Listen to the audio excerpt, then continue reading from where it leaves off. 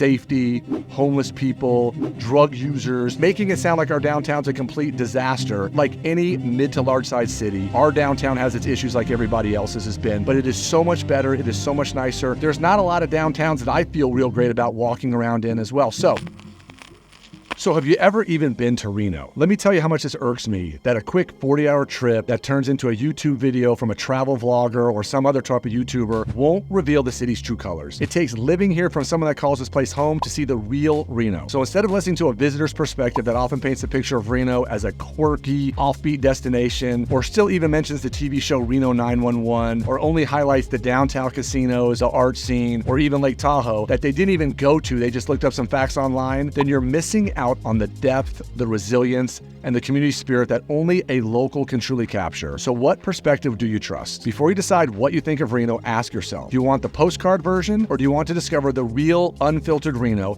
that only a local can show you? So here we go.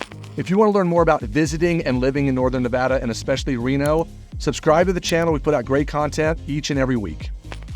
All right, so let's talk about the most misunderstood part of all of Reno in Northern Nevada. And we're gonna do a video that goes much more in depth on this real soon, but we're gonna talk about downtown Reno. And when I'm out searching, trying to figure out what content to provide for you guys and what we wanna talk about, when I typed in the words Reno, Nevada, most of the video and most of the content that comes up are from people that don't even live here. They have some sort of travel blog or some sort of website that talks about all the different cities that you can go and visit. And they usually come here for a really short amount of time. And what's funny is when you watch these videos, you can understand real quick that they don't really know the area very well. So as an example, I'm watching this guy the other day, and he's literally standing near the Reno Arch, near the Whitney Peak Hotel, and it's evening now, and he's talking about how he doesn't feel real comfortable walking around downtown in the evening. But what's funny is he talks about how he's staying at the Renaissance Hotel, and literally from where he's standing to where the Renaissance Hotel was, couldn't have been more than a 1 or 2 minute walk. And he was making it sound like they were really far apart from each other. So just know sometimes when you're talking to these people or listening to these people, they are not from here. They're just coming to visit. And like I always say, when you're watching the videos that we put out, if you're coming to visit a city versus going to thinking about moving or investing in a city, there are completely different ways to go. So we're going to talk about that right now. So first, let's talk about what's actually in downtown. So let's talk about the casinos, because that's usually the first thing everybody starts to mention. And the big ones, of course, the Silver Legacy, the El Dorado, Circus, the Renaissance, and Whitney Peak. And there's a few others downtown, and they all have their pros and cons. But typically, if you're into looking for gambling or entertainment, or there's lots of great restaurants inside of many of these casinos. So there's all different kinds of obviously options for rooms depending on what you want to spend, whether you're bringing kids, how long you're staying in town. But what's funny is, again, these videos sometimes will talk about other great places in Reno, like the Grand Sierra or the Peppermill or the Atlantis. Those are not in downtown. They're great places to stay depending on what your trip is and what you're trying to do here. When we're talking about specifically downtown, they're not part of it. So just in our downtown alone, you have the Nevada Museum of Art, the National Automobile Museum, the Discovery Museum. So depending if you're into cars, if you have little kids, there's lots of different options for entertainment and things to do as far as museums go. There's the bowling stadium. There's Greater Nevada Field. And if you're a baseball fan, we do have a AAA team here, the Reno Aces. They are affiliated with the Arizona Diamondbacks. It's a beautiful stadium if you've never been there. We'll talk about that here soon again. There's the Truckee River that runs right through downtown. And if you've never been downtown, they've done a great job over the last 10 or 15 years making it better. They're calling it the Riverwalk District now. But if you go through downtown, there's a couple of new bridges that you cross over now. But in my years of living here, there's been times where that river, you could literally step over it because there was no water running through it. Or there's been such a heavy winter, we got warm weather that it literally was flooding and water was running down that thing like crazy. But there's all sorts of fun activities now you could do playing in the water in the river now in the summertime. They're doing a much better job of getting that whole area looking and feeling good, especially in the daytime. There's also Wingfield Park. There's the Pioneer Theater. So if you're someone that's looking for theater events, that's right there as well. The Reno Events Center. There's even on the side of the Whitney Peak Hotel, a huge exterior climbing wall. Not something I want to do, but if you're into that kind of thing, awesome for you. There's all these other amazing places that aren't in the casinos, whether you go one street either side of South Virginia that runs right through the middle of town. So our downtown area has done a much, much better job of bringing people there, entertaining people there, and making a much safer, fun place to be. So here's the biggest thing that I get from out-of-towners or people that are doing these video blogs talking about our area that really don't know much about it. And they'll mock our area and mock our downtown. And of course, they talk about the usual things: safety, homeless people, drug users. and making it sound like our downtown's a complete disaster. Like any mid to large size city, our downtown has its issues like everybody else's has been, but it is so much better. It is so much nicer. If you're going to any downtown in any city in America and you're going down there at 10 p.m., midnight, 2 in the morning, there's not a lot of downtowns that I feel real great about walking around in as well. So if you're watching this from some other city, by all means, let me know where you live. Let me know where you're from. Let me know your feelings about your own downtown. And would you go down where you live? Because again, they make it sound like ours is crazy. And I keep asking people all the time when we get comments on some of our videos about where is this mythical city that has no issues. Their downtown's amazing. They have no safety issues, no drug issues. Housing's affordable and everything is perfect. I want to know where you live and let me know the comments below on where you're from and what you think about your downtown. If you're someone who's thinking about actually moving to Northern Nevada and especially Reno, click the link in the description below to get our free buyer's guide that will get you started on your journey to the things you need to know about moving to Northern Nevada. So if you're someone who is visiting and you're watching these video blogs, there's a lot of great activities that happen in our downtown area. Hot August Nights is one of them. There's big pub crawls during the holiday season. But to find out about all the events, and we've mentioned this website before, it's visitrenotahoe.com.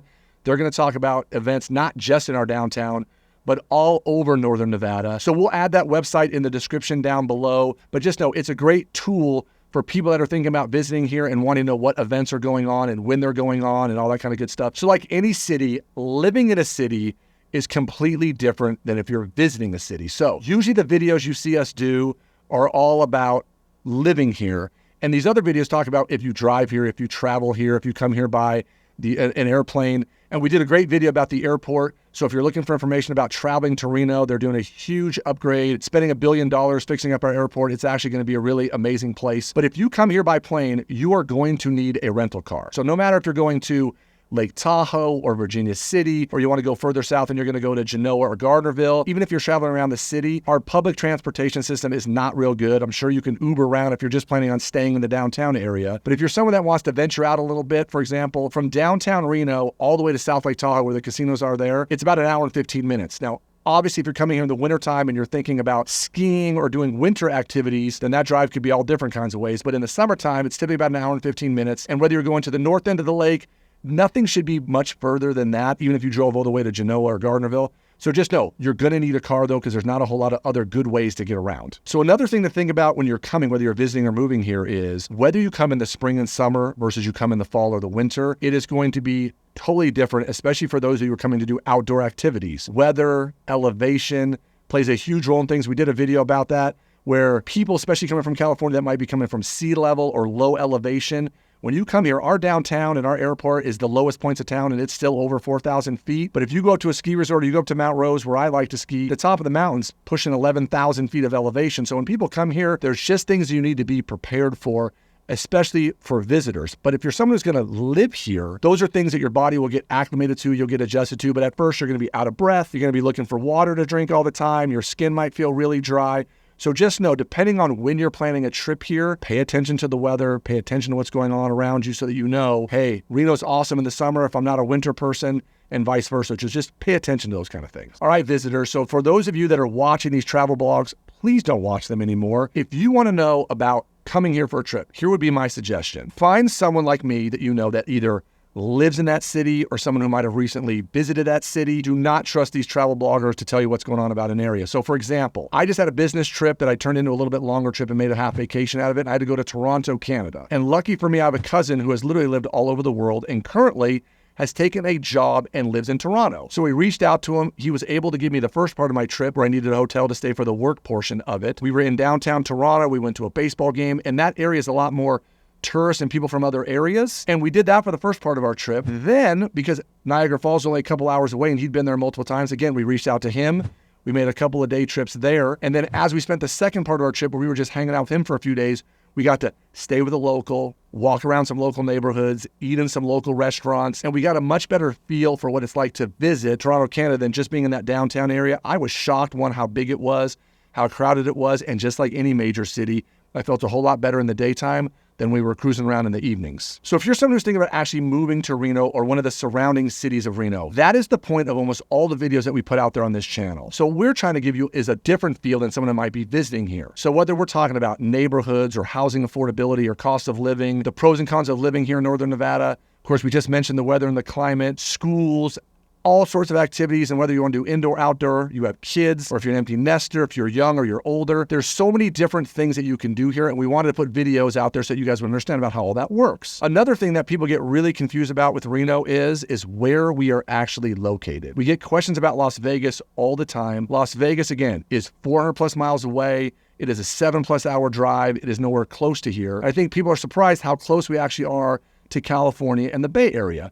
So if you're a wine person and you want to go to Napa, Sonoma, it's going to be 3.5 hours. If you're trying to get all the way to San Francisco, it's 4-ish hours. And again, these are all dependent on time of year, because when you start going over that pass on 80 in the wintertime, you never know exactly what's going to happen. So sometimes that drive can be a lot longer, or you just have to skip an event because it's too hard to get there. But we are much closer to those areas than we are to Las Vegas. So I think people sometimes confuse where we are. Go scrolling through a bunch of the other videos we've done on this channel. We're trying to explain to you all those things and how different it is, again, living here versus visiting here. So do me a favor the next time someone starts talking about Reno and Northern Nevada, reach out to me and we're going to get you the true facts about what you need to know for all things Reno and the surrounding area. And I've lived here again for 35 years. And if I don't know the answer to your question, I'm going to go ask some of the other long-timers that have been here way longer than I have, and we'll let you know what you need to know. If you're someone thinking about visiting Northern Nevada and especially Reno sometime soon, check out the video we did about my favorite events that happen all summer long.